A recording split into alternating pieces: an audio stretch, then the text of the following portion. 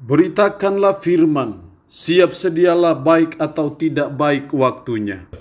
Sehingga kita boleh berjumpa lagi dalam renungan harian di hari ini. Yesus bersabda, manusia hidup bukan dari roti saja, tapi dari setiap firman yang keluar dari mulut Allah. Itu berarti bahwa sangat penting sebagai umat untuk kita selalu membaca, mendengar, merenungkan firman dalam hidup kita sehari-hari. Nats firman Allah yang akan kita renungkan bersama di hari ini saya ambil dari Yesaya pasal 7 ayat 1 sampai dengan ayatnya yang ke-9. Secara khusus saya akan baca ayatnya yang ke-3 dan ayatnya yang ke-4. Firman-Nya berkata demikian. Berfirmanlah Tuhan kepada Yesaya, baiklah engkau keluar menemui Ahaz, engkau dan Seher-Yashub, anakmu laki-laki ke ujung saluran kolam atas, ke jalan raya pada padang tukang penatu.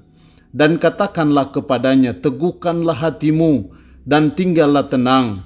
Janganlah takut dan janganlah hatimu kecut, karena kedua puntung kayu api yang berasap ini, yaitu kepanasan amarah Rezin dengan Aram dan anak Remalia. Oleh karena Aram dan Efraim dengan anak Remalia telah merancang yang jahat atasmu dengan berkata, marilah kita maju menyerang Yehuda dan menakut-nakutinya serta merebutnya, kemudian mengangkat anak Tabel sebagai raja di tengah-tengahnya. Demikian sabda firman-Nya hari ini yang mengajar dan menasihati kita, teguhkanlah hatimu. Kala kita sedang menghadapi pergumulan yang berat dalam hidup, maka firman Allah hari ini mengingatkan kita, teguhkanlah hatimu. Kala kita hampir putus asa oleh karena beban, pergumulan, persoalan, dan kesulitan hidup yang kita alami, firman-Nya berkata, teguhkanlah hatimu. Itu juga yang dikatakan oleh Allah melalui perantaraan Yesaya kepada Raja Ahaz yang semua ketakutan oleh karena ada ancaman untuk menyerang Yerusalem dan umat Allah pada waktu itu. Dalam ayatnya yang kedua, lalu diberitahukanlah kepada keluarga Daud, Aram telah berkemah di wilayah Efraim, maka hati Ahaz dan hati rakyatnya gemetar ketakutan seperti pohon-pohon hutan bergoyang ditiup angin. Itulah kondisi umat pada waktu itu, mereka dalam keadaan takut, dalam keadaan goyah oleh karena ancaman negara ataupun tentara Aram yang akan menyerang mereka. Dalam kondisi itulah firman Allah datang kepada Yesaya dalam ayat 3, secara khusus ayat 4, dan katakanlah kepadanya, teguhkanlah hatimu dan tinggallah tenang, janganlah takut dan janganlah hatimu kecut. Itu juga nasihat firman Tuhan bagi kita, teguhkanlah hatimu. Jadi ketika kita ada dalam situasi apapun, sesulit apapun, sesukar apapun, dalam kondisi apapun dalam hidup, kita belajar untuk selalu teguhkan hatimu. Kenapa? Atau bagaimana caranya supaya kita bisa tetap teguh hati dalam menghadapi cobaan, menghadapi kesulitan hidup? Kita tetap teguhkan hati, kita tidak takut, kita tidak gemetar, kita tidak putus asa, kita tidak tawar hati. Ada dua hal penting yang saya coba amati dalam ayat ini. Yang pertama, kita harus mengandalkan Tuhan. Kalau Tuhan berkata, teguhkanlah hatimu dan tinggallah tenang, janganlah takut dan janganlah hatimu kecut, ya kita harus percaya dan kita berharap kepada Tuhan, mengandalkan Tuhan. Seringkali yang membuat kita ada pada ketakutan, ada pada kecemasan, ada pada kebimbangan, ada pada keputusasaan, karena bukan Tuhan yang andalan kita. Lain kali kekayaan, mungkin kedudukan, mungkin jabatan yang menjadi andalan dalam hidup kita.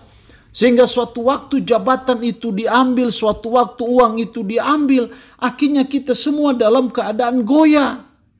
Tapi saya percaya ketika Tuhan yang jadi andalan kita, maka itu yang membuat kita tetap teguhkan hati. Itu yang membuat kita tetap teguh, tidak mudah goyah oleh situasi dan kondisi apapun juga. Jadi dalam hidup ini kita terus belajar hanya mengandalkan Tuhan saja, tidak mengandalkan yang lain. Karena saya percaya firman-Nya berkata, diberkatilah orang yang mengandalkan Tuhan dan yang menaruh harapan sepenuhnya kepada Tuhan. Jadi tidak percuma dan tidak sia-sia bila kita mengandalkan Tuhan dalam hidup ini. Jadi hal yang pertama supaya kita teguhkan hati, tetap teguh dan tidak goyah, kita harus mengandalkan Tuhan. Yang kedua, kalau kita dalam lihat ayat 9, dan Samaria ialah ibu kota Efraim, dan anak Remalia ialah kepala Samaria. Jika kamu tidak percaya, sungguh kamu tidak teguh jaya. Jika kamu tidak percaya. Tapi kalau percaya pasti kita tetap teguh. Jadi di sini hal yang kedua yang dituntut dari kita supaya kita bisa tetap teguh menghadapi situasi apapun dalam hidup. Yang kedua, kita harus percaya pertolongan Tuhan. Sesulit apapun percayalah Tuhan sanggup menolong kita. Dalam kondisi apapun yang kita alami, kita harus percaya bahwa masih ada mujizat Tuhan, masih ada intervensi Tuhan, masih ada Allah yang Maha Kuasa di dalam Yesus Kristus yang tidak mungkin membiarkan kita dan tidak mungkin meninggalkan kita asalkan kita percaya kepadanya. Yang menjadi persoalan kan kita seringkali tidak percaya kepadanya. Karena itu sebagai umat mari kita belajar supaya kita tetap teguh hati dalam menghadapi beban, kesulitan, ataupun pergumulan dalam hidup. Kita harus selalu mempercayai pertolongan Tuhan. Memang seringkali pertolongan Tuhan bisa jadi butuh waktu. Karena Tuhan tahu waktu yang paling tepat untuk menolong kita, untuk intervensi dalam hidup kita. Jadi kita belajar tetap percaya pertolongan Tuhan. Walaupun mungkin hari ini belum, bulan ini belum, bulan depan belum, tahun depan belum, tahun ini belum. Tapi kita tetap percaya bahwa Tuhan pasti tolong saya. Pasti Tuhan berikan jalan keluar bagi pergumulan saya. Pasti Tuhan campur tangan atas hidup saya, atas keluarga saya, atas usaha saya. Maka saya percaya disitulah kita akan melihat mujizat Tuhan dinyatakan dalam hidup kita. Allah yang punya firman ini memberkati kita dengan firman-Nya di hari ini. Amin. Mari kita berdoa. Puji syukur untuk firman-Mu hari ini yang mengajar dan menasihati kami. Teguhkanlah hatimu. Tuhan tolong kami supaya kami tetap teguh hati kami dalam menghadapi apapun dalam hidup ini.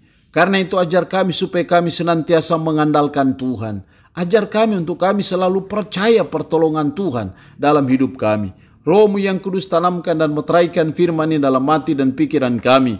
Dan sanggupkan kami supaya kami bisa memperlakukan firman ini dalam hidup kami sehari-hari. Hamba mohon berkat bagi umat-Mu yang mendengarkan renungan harian di hari ini. Yang sakit hamba berdoa dalam nama Yesus. Tuhan lawat, Tuhan jamah, Tuhan sembuhkan dari sakit penyakit yang diderita. Terpuji-pujilah nama-Mu Tuhan. Dalam nama Tuhan Yesus Kristus kami berdoa. Amin. Shalom. Tuhan Yesus memberkati kita dengan firman-Nya di hari ini.